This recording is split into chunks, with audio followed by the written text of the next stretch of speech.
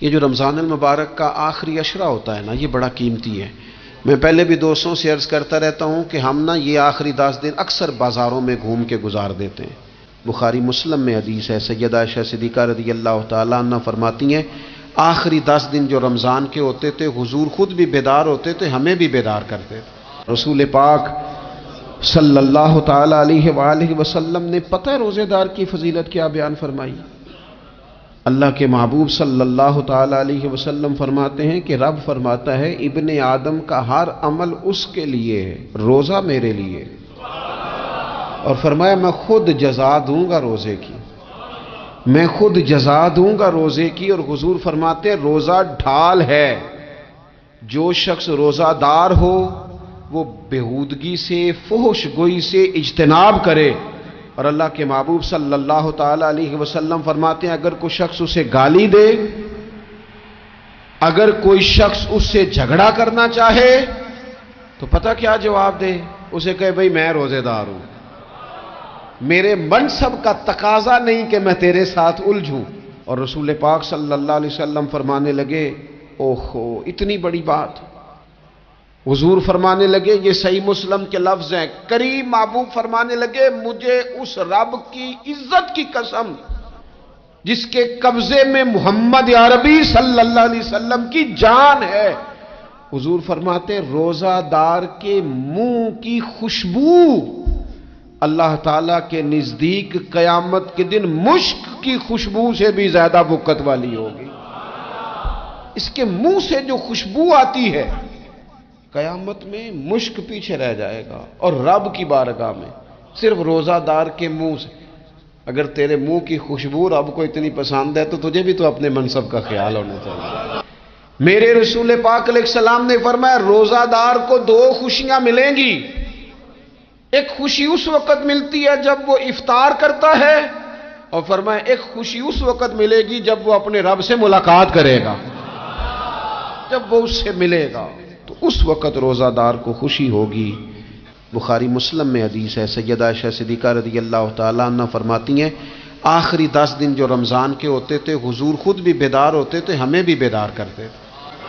یہ راتیں بیدار رہنے کی ہیں، شب قدر کی تلاش کی ہیں۔ نبی پاک نے اعتکاف فرمایا ہے، کوشش کریں جو تو اعتکاف بیٹھ رہے ہیں وہ تو بڑے باعث مبارکباد ہیں، جو نہیں بھی نہ بیٹھ رہے وہ بھی اپنے اپنے علاقے کی مساجد میں کوشش کریں 1 رات مل جائے، 2 مل جائیں، 4 مل جائیں، جتنا اضافی ٹائم ملے آخری 10 دنوں میں وہ مسجد میں گزاریں۔ زیادہ سے زیادہ وقت قرآن پاک پڑھیں، استغفار پڑھیں، درود پاک پڑھیں، یہ 3 ہی وظیفے ان کے ساتھ۔ اور رات کا وقت کوشش کریں قیام میں گزرے، نوافل میں گزرے، جہاں جہاں بھی آپ اس کو ہم نے ضائع نہیں کرنا، تو جہاں موقع ملے کوشش فرمائیں، یہ وقت ضائع کرنے والا نہیں ہے۔ یاد آتی ہے تو آنسو بھی نکلتے ہیں، دعا بھی نکلتی ہے۔ تھے کچھ لوگ پچھلے سال جو اس سال موجود نہیں ہیں، وقت تیزی سے گزر رہا ہے، تو یہ سعادتیں بڑی قیمتی ہیں، ان کو ضرور حاصل فرمائیں۔ میرے دوستو خوشی تو جو ہوگی سو ہوگی، لیکن یہ لفظ بڑے حسین نہیں کہ روزہ دار کی رب سے ملاقات ہوگی، یہی لفظ بڑے باکمال نہیں؟ ایک روایت میں تو یہ ہے نا کہ روزہ میرے لیے ہے میں اس کی جزا دوں گا، اور ایک روایت میں یہ ہے کہ روزہ میرے لیے ہے اور رب فرماتا ہے میں خود روزے کی جزا ہوں، یعنی باقی نیکیوں پر ثواب ملے گا، روزہ رکھنے والے کو رب رحمان ملے گا۔ نبی اکرم صلی اللہ تعالی علیہ وسلم کے امت کے صوفیاء نے نا کچھ چیزوں کو بڑا کھولا ہے۔ عارف رومی کہتے ہیں کہ ایک دن نا محمود غزنوی نے خزانوں کے دروازے کھول دیے اور فرمایا بھئی میں نے آج ہر چیز کھول دی ہے، جو جس چیز پہ ہاتھ رکھے گا وہ اسی کی ہو جائے گی۔ لوگ دوڑے، کوئی سونے کی طرف، کوئی چاندی کی طرف، کوئی جائیدادوں کی طرف، کوئی خزانے کی کنجیوں کی طرف، کوئی بڑے بہترین گھوڑے اور اونٹوں کی طرف، لوگ دوڑ گئے، جو جس پہ ہاتھ رکھے گا اسی کا۔ سب بھاگ گئے، ایاز بیٹھا ہے، نہ وہ حسن میں رہی شوخیاں، نہ وہ عشق میں رہی گرمیاں، نہ وہ غزنوی میں تڑپ رہی، نہ وہ خم ہے زلف ایاز میں، وہ لذتیں کہاں۔ ایاز چپ کر کے بیٹھا ہے۔ پھر محمود نے ایاز کی طرف مخاطب کر کے کہا ایاز اٹھنا نہیں، آج لوٹ سیل لگ گئی ہے، جو جس چیز پہ ہاتھ رکھے گا اسی کی۔ ایاز کہنے لگا بات پکی ہے نا؟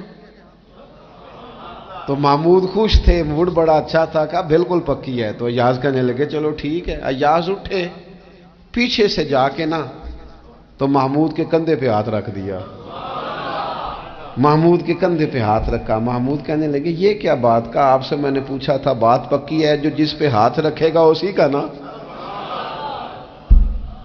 تو تھوڑی دیر پہلے مسکراتے چہروں میں آنسو آ گئے، ایاز بھی روئے تو محمود بھی روئے۔ کہا بادشاہ پکا رہنا، وہ جن کو خزانے چاہیے تھے وہ دوڑ گئے، مجھے تو چاہیے۔ لنگ کئی مہینے تے برس گئے تے تیری دید نو دیدے ترس گئے، تیری تو ملے گا۔ تو پھر کہا محمود نے، اس نے کہا میں وعدہ کر چکا تھا، بس ٹھیک ہے، باقیوں کے خزانے اور میں تیرا طے ہو گئی۔ فرمایا باقی نیکیوں پر ثواب ملے گا، اور روزہ رکھنے والے کو رب رحمان ملے گا، اللہ کا قرب ملے گا۔ دیکھو نا، وہ خاص انسان کو کیفیت حاصل ہوتی ہے روزے میں، رب کے ہونے کا یقین۔ وہ جو صوفیاء کہتے ہیں نا مراقبہ کرو، وہ نصیب ہوتا ہے۔ یعنی کسی کو کیا پتا ہے اس کا روزہ ہے کہ نہیں، اکیلا ہے نا گھر میں، فریزر بھرا ہوا ہے، نہیں نہ کھاتا، کیوں؟ اسے پتا ہے میرا رب میرے ساتھ ہے، میرا رب مجھے دیکھ رہا ہے۔ بس یہ تصور توحید پکا ہو جاتا ہے رمضان، تو پھر اللہ تبارک و تعالیٰ کی بھی خاص رحمت اور کوئی خاص ہی اعزاز۔ حضور فرماتے ہیں جنت کے کئی دروازے ہیں، ایک باب الریان ہے، اس سے صرف روزہ دار گزریں گے۔ آواز ہوگا روزے والے آ جاؤ، وہ آ جائیں گے، فرمایا اس خاص دروازے سے گزرو، جب گزر جائیں گے تو فرمایا بند کر دو بھئی، اور کوئی نہیں گزرے گا یہاں سے، دروازہ ہی مخصوص ہے، ان کا اعزاز ہی ذرا زیادہ ہے۔ تو میرے عزیز، رمضان شریف کے اندر وہ منصب کا بس خیال رکھیں کہ میں روزہ دار ہوں، اس احتیاط کے ساتھ۔ اور دوسری جو رمضان کی چند عبادات ہیں نا، سب سے پہلی تو میں عرض کروں گا تراویح کے حوالے سے۔ یہ بات یاد رکھ لیں کہ نبی پاک علیہ الصلوۃ والسلام نے فرمایا جس نے ایمان اور احتساب کی نیت کے ساتھ رمضان میں قیام کیا، اللہ اس کے پچھلے سارے گناہوں کو معاف فرما دے گا۔ اور ایک مقام پر نبی پاک صلی اللہ تعالی علیہ وسلم نے بیان کیا، یہ مشکات میں موجود ہے، حضور فرماتے ہیں رمضان اور قرآن دونوں قیامت کے دن بندے کی شفاعت کریں گے۔ رمضان کہے گا یا اللہ میں نے اسے دن بھر کھانا کھانے سے باز رکھا، اور تیری بارگاہ کے حکم کے مطابق اس نے اپنے آپ کو ان چیزوں سے بچا کے رکھا۔ اور قرآن کہے گا مالک رات میں نے اسے نیند سے روکے رکھا۔ کیا مطلب؟ اس نے کھڑے ہو کے عبادت کی، اگرچہ اس سے مراد شارحین حدیث نے تراویح بھی لیا ہے، تہجد کی نماز بھی لیا ہے، صلاۃ اللیل بھی لی ہے، لیکن میرے عزیز یہ خاص ربط ہے قرآن مجید کے ساتھ تراویح کا۔